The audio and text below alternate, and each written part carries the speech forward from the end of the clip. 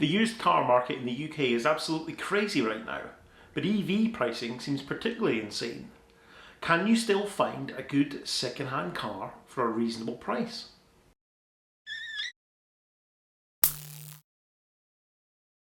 It's been a little while since I looked at used EV pricing, and it's something people are always interested in.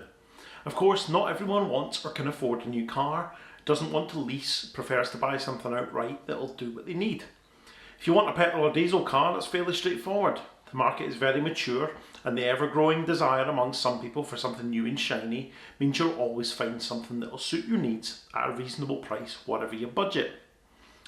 It's been a little bit harder recently. Constraints on new car supply means that your used prices are higher than ever before, but you'll still find something within pretty much any budget that'll do what you ask of it.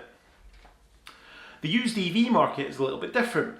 It's very much still maturing, since the very cheapest cars are earlier models that don't have huge ranges or perhaps have other drawbacks that make them less appealing. Your budget will definitely need to be a little bit stronger if you want something that will do the job a lot of the time.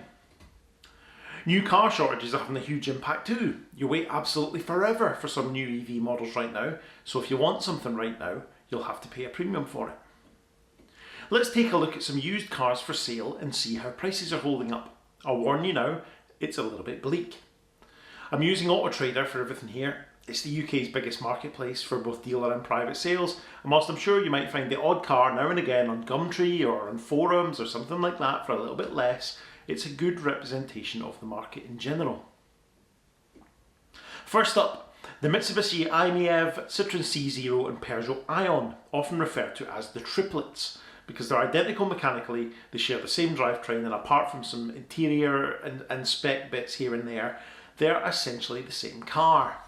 You get a tiddly little 16 kilowatt hour battery pack, which seems like absolutely nothing compared with today's huge batteries, but it's a small, practical, lightweight car that is surprisingly efficient.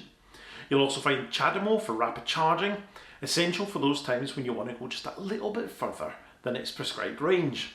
They had probably about an 80-mile range when they were new. I think you'd be banking on maybe 40 to 50 miles today, a little bit of degradation. Back in 2011, when they launched in the UK, it was one of the very few alternatives to the Leaf, which was running away with the market. And today, I think if you can live with the range, they make a very good introduction to EVs for those that need to make short journeys. That is, until you see the pricing. As you can see here from this selection on AutoTrader, the cheapest one currently advertised in the UK is £5,600 for this 49,000 mile Peugeot Ion. And that rises through the sixes to this i-MiEV at 6,500 with a remarkably low 15,800 miles. I think I'd maybe actually be a little bit more wary of this low mileage car if I'm honest. It says in the advert it's sourced from a local council, so why weren't they using it for most of the past 10 years? I think I'd prefer something that had been used properly. There were less questions over how long it's been laid up for, what state of charge it was in when it was parked up, and all that kind of thing. You could pay up to £9,000 for one if you really wanted to. This 65 reg Citroën Z0 is obviously a fair bit newer than the others though. And do I think any of these represent particular value for money? No, not really. Yeah, I'm sure you'll tell me in the comments that it's cheaper than the Citroën Ami that I've just ordered and arguably more capable. However, these cars, they're up to 11 years old, they've got no warranty to speak of, there's limited parts support, although saying that, heavy garages will be able to look after them. And they're definitely getting a little bit long in the tooth now. I helped a friend buy one about a year ago. It was an 11 reg i-MiEV with just under 40,000 on the clock. Probably comparable to the £5,600 car here, and he paid just £3,600 for it. I think it's a little bit more realistic. I'll need to see if I could probably borrow that from him to make you a video about it actually, so watch this space for that.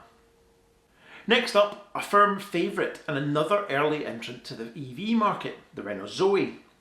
Renault pulled themselves together after the abject flop that was the Fluence ZE and brought us a decent sized hatchback with rapid AC charging and a fairly dependable drivetrain.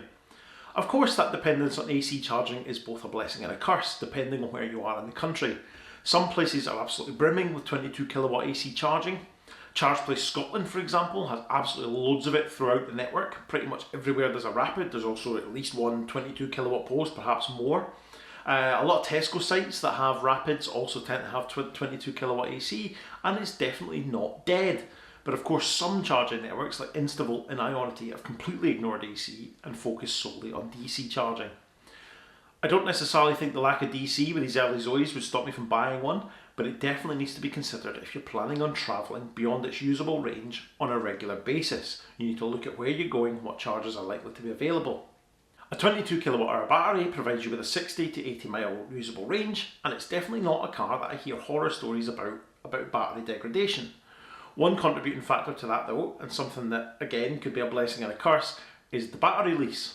The vast majority of earlier Zoes, unless they've been bought out, have a leased battery. It starts from around £50 a month depending on your annual mileage, and it's a very real cost that you need to consider if you're going to run one. But it does come with the added benefit of a perpetual battery warranty and a breakdown cover that I believe even covers you running out of charge. £7,300 seems to be the current bottom of the market, at least according to Autotrader. This 45,000 mile private advert is suspiciously lacking in information about the battery lease in the description, so you would assume that the battery lease is still in play. I would assume that any of these early Zoes have a leased battery unless you see concrete proof otherwise, and that would need to be a letter from the finance company confirming that it's been paid off and no longer subject to the battery lease. Some of the trade offerings in this kind of ballpark are much higher mileage, although I'm not sure it's too much of a concern providing they run and drive well. Battery health can be checked using CAN ZE, I believe, much like the Leaf can with Leaf Spy, and any reasonable dealer isn't going to stand in the way of you checking that unless they can already provide proof themselves of the current battery state of health. £8,000 would see you in this 64 reg 30,000 miler from a trader, but I'm not really sure there's any point in buying trade over private at this end of the market, in all honesty. It's a vastly different proposition to buy an approved used car from a dealer, and I'm not sure you'll actually get that much in the way of comeback and consumer protection just because you bought from a dealer. The letter of the law might say that you do, but it could be a long drawn out process if you buy from some bomb site trader somewhere and something goes wrong. What I do find remarkable about these early Zoes is that the battery lease made them so undesirable you basically couldn't give them away when they were 3 years old. Back in 2017 you could pick one of these up for basically the same kind of money they sell for now. Nobody wanted them. I think anybody that did that back then and is still in one must be really happy now with the subsequent lack of depreciation. And it actually was so unpopular, Renault have scrapped the battery lease scheme for new cars, of course, which will cost you the best part of £30,000 if you want a new Zoe, although they do have much more range. RCI, that's Renault's finance arm, are very keen to see the back of these battery leases. They keep contacting me about the one on my Kangoo ZE, trying to get me to buy it out. It's definitely an option if you end up in an old Zoe and aren't keen on paying the lease. You can actually just buy out the battery and it might well cost less than you think. At the moment, I think my 2013 Kangoo ZE is £1,600 if I want to buy the battery out. I don't know if the Zoe is quite as cheap as that, but it is worth a thought. As we move on to the next one, I definitely want to hear what you think in the comments.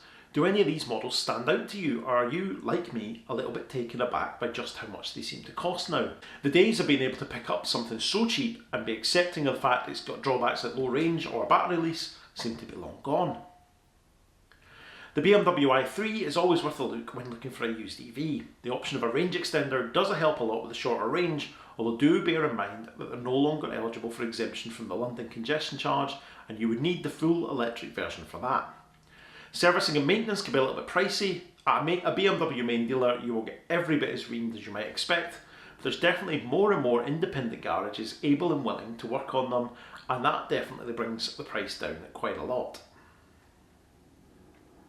You'll need a bigger budget for an i3. You used to be able to pick up a rough high miler for less than £10,000, but before I even turned to Autotrader, I know that those days are long gone. 70 mile range is about the rough ballpark for the 60 amp hour cars. You can get more on a good day, you'll get less in the depth of winter, but battery degradation is almost non-existent. The battery management in these cars is very, very good. So over to Autotrader then, and it seems 13 to 14 grand will get you into a range extender model. It's definitely a little bit more than I was expecting, given I bought one approved used from a BMW main dealer in 2020 for about that kind of money. But that's the market we find ourselves in today. It doesn't get much better with the full battery electric version either. This one's just under 12 grand and looks very high spec, but the advert is a little bit light on detail. It could be a bargain, but you definitely want to go in with your eyes open. The one point you need to remember if you're buying an early i3 is that even DC rapid charging was an optional extra. so you'll definitely want to make sure you have it unless you're absolutely certain that you'll only be making very short journeys between charges and you'll always be charging at home. Anybody I've ever known who's driven an i3 has absolutely loved it. They're a proper riot. I bought one brand new after spending a year with that early range extender model that I mentioned, so be warned, it is a little bit of a gateway drug. I definitely think they're worth a look, but I do struggle a little bit with the price of some of these early models. They can be quite expensive to maintain if something goes wrong, so you'll want to put some money aside or sort out some kind of aftermarket warranty. The full electric model is considerably more reliable than the range extender. A lot of owners' problems reported with the i3 revolve around issues with the range extender, and there is absolutely no doubt about that. So if you don't need it, I would suggest avoiding it, but it is very useful. Last but definitely not least is the Nissan Leaf. I've deliberately left it till last because everyone is first to recommend it when the subject of cheap second-hand EVs comes up. There's a good reason for that. It was arguably the first proper EV on the market that was a lot more like an actual car, despite the perhaps challenging looks. Spacious, capable, and the 24 kWh battery was good for about 100 miles maybe when it was new, although you'll want to adjust your expectations a little bit now. The Leaf is one of the very few EVs out there with visible indication of battery health. It's got a second gauge next to where it shows you the state of charge that indicates the usable capacity of the battery. You'll hear people talking about X number of bars, or this has got 11 bars, this has got 12 bars, and this is what they're referring to, the reading on this gauge.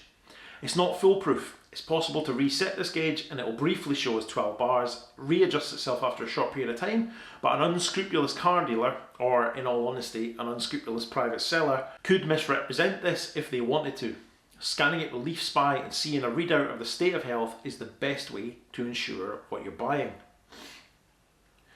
Sadly, the Leaf is particularly prone to battery degradation, so you want to be aware of this. And that's for two reasons. That's a lack of active cooling, which affects all models, and there was a weaker battery chemistry used in the early Japanese built cars, which seems a little more prone to degrading. Anything on an 11 plate will be Japanese built, anything on a 12 probably is as well, but after that you'll see a little bit of both. Beige interior is the best indicator during any of those crossover years, and ideally if your budget allows, you'll need to buy a Sunderland built car. To be honest, I would swerve the Japanese built cars completely unless they're very cheap. It seems the Leaf market is definitely following the same trend as most. This £4,700 11 plate car is a Japanese built car with a pretty poorly battery.